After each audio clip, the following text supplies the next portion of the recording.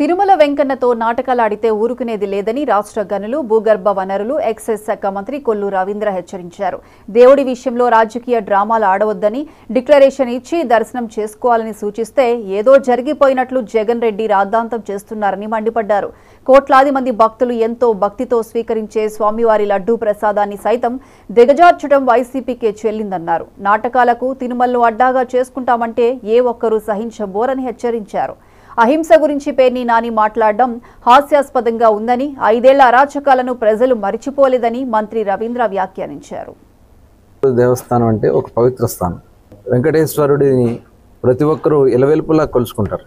గత 5 సంవత్సరాల్లో చాలామంది మేము తిరుపతి ఈ ప్రభుత్వం ఉంటే వెళ్ళాం, మళ్ళీ మంచి ప్రభుత్వం వస్తేనే వెళ్తామని చెప్పి నాకు తెలిసి కొన్ని వందల మంది పాదయాత్ర చేశారు. ప్రభుత్వం మారిన వెంటనే కొన్ని వేల మంది, వందలు కూడా వేల మంది వాళ్ళ గ్రామాల నుంచి పాదయాత్ర చేసుకుని తిరుమలకి వెళ్ళి మొక్కులు చెల్లించుకున్నారు. ఎందుకంటే అంత అపవిత్రం చేశారు తిరుమల తిరుపతి దేవస్థానాన్ని. ఒక ఈవో ప్రవర్తించిన జేఈఓ ప్రవర్తించిన విధానం, గళలుంగి కట్టుకుని ఒక పాత సినిమాల్లో రౌడీల్లాగా తిరుమల తిరుపతి దేవస్థానంలో వాళ్ళు ప్రవర్తించిన విధానం.